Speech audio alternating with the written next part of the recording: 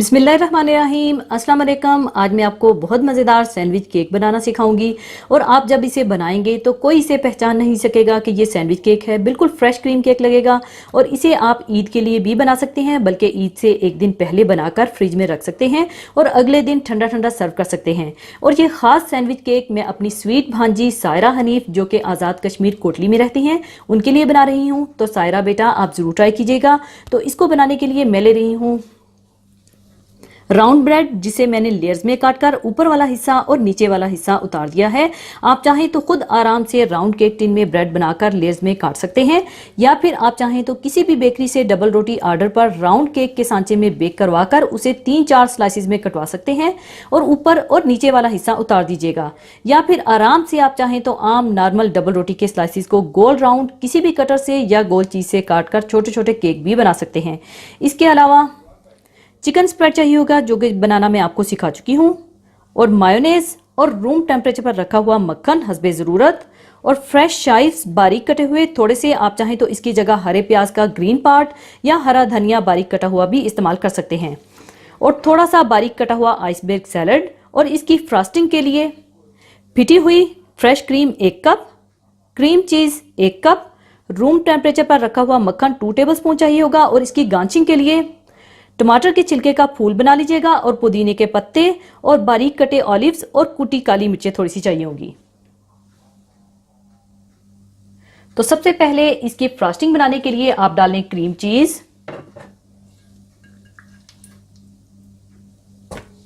फिटी हुई fresh cream,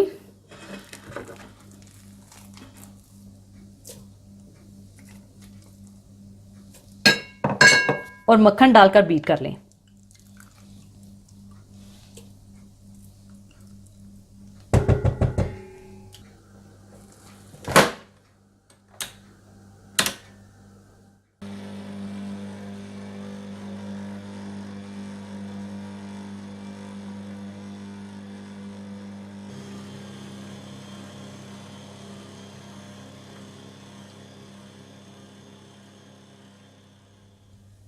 अच्छी तरह बीट करने के बाद आप ब्रेड के स्लाइसिस पर मक्खन स्प्रेड कर लीजिएगा और फिर इसके ऊपर मायोनेज लगा दीजिएगा।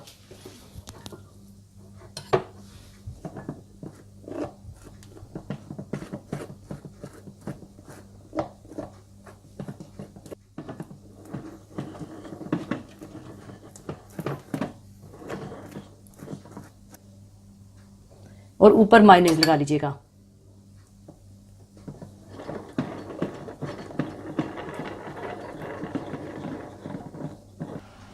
और बाकी लेयर्स पर भी आप इसी तरह से मक्खन और मायोनेज लगा लीजिएगा।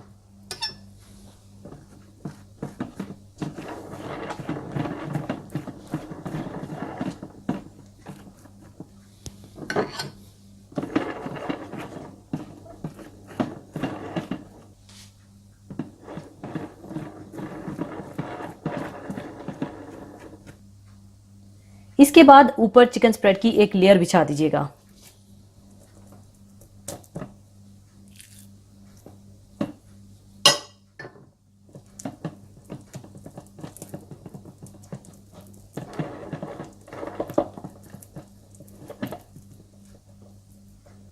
और ऊपर थोड़ा थोड़ा आइसबर्ग सैलेड डाल दीजिएगा।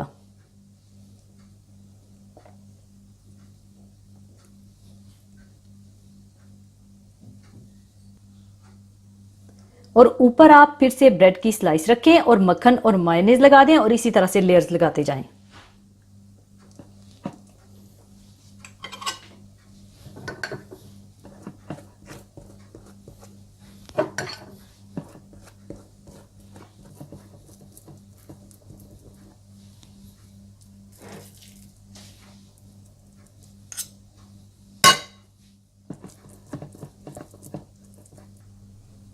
सारी लेयर्स लगाने के बाद आप ये क्रीम चीज की फ्रॉस्टिंग केक पर लगाकर इसे कवर कर दें।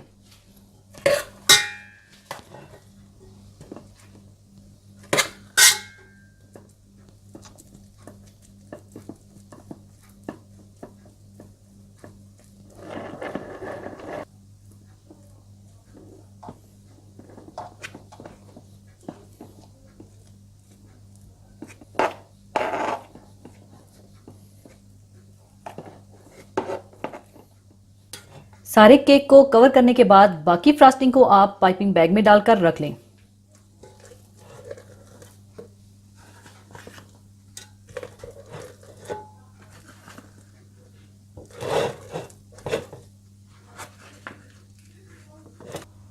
इसके बाद आप केक की साइड्स पर शाइव्स लगा लें।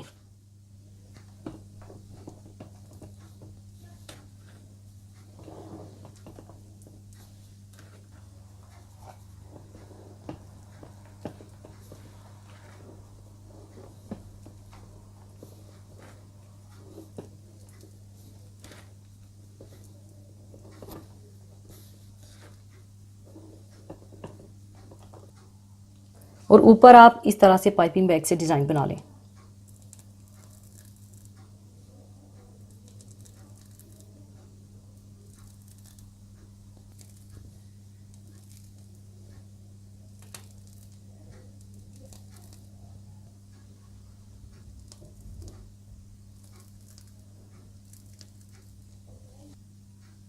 और दरमियान में आप इस तरह से टमाटर का फूल रख लें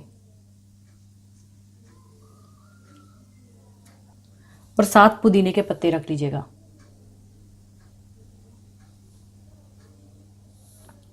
और ऊपर थोड़े से ऑलिव्स और कुटी काली मिर्चें डाल दीजिएगा।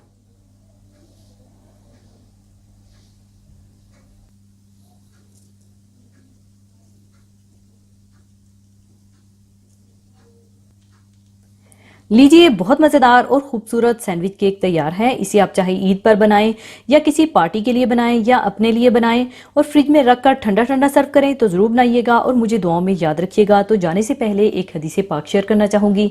हदीस पाक इस तरह से है। हज़रत अबू हुरैरा रज़ी अल्लाह ताला अन्हो से रवायत है कि एक शख्स ने रसूलुल्लाह सल्लल्लाहु अलैहि वसल्लम से अर्ज़ किया कि हज़रत मुझे कुछ वसीयत फरमाइए। आप सल्लल्लाहु अलैहि वसल्लम ने इरशाद फरमाया, गुस्सा मत किया करो। उस शख्स ने फिर अपनी वही दरख्वास्त कई बार दोहराई कि हज़रत मुझे वसीयत फरमाइए। आप सल्लल्लाहु अलैहि वसल्लम ने हर दफ़ा यही फरमाया कि गुस्सा मत किया करो। हर इंसान को अपनी रोज़मर्रा ज़िंदगी में मुख्तलिफ़ मामलात से साबका पड़ता है और बाज़ औक़ात ये मामलात इसकी हस्बे ख्वाहिश अंजाम पाते हैं और बाज़ दफ़ा उसकी मर्ज़ी और मंशा के ख़िलाफ़। ऐसे मौक़ों पर इंसान को गुस्सा आता है और इस पर एक हैजानी कैफियत तारी हो जाती है। अब अगर ऐसे वक्त में इंसान अपने नफ्स पर काबू पा सके तो वो यकीनन काबिल तारीफ़ है कि उसने अपने नफ्स को ज़ेर कर लिया। चुनांचा एक हदीस में पहलवान और ताकतवर उसे बताया गया है जो गुस्से के मौके पर अपने आप को काबू में रखे। कुरान पाक में नेकोकारों की जो सिफ़तें बताई गई हैं, इनमें एक ये है कि वो गुस्से को पी जाने वाले होते हैं। अल्लाह रब्बुल इज़्ज़त का फरमान है, जो आसूदगी और तंगी में अपना माल अल्लाह की राह में खर्च करते हैं और गुस्से को रोकते हैं और लोगों के कसूर मुआफ़ करते हैं, और अल्लाह नेकोकारों को दोस्त रखता है। इस हदीस में जिन सहाबी को ये वसीयत की गई है, मुमकिन है वो मजाज के ज़रा तेज़ रहे हों, इसलिए आप सल्लल्लाहु अलैहि वसल्लम ने उनको ये नसीहत की हो कि गुस्सा मत किया करो।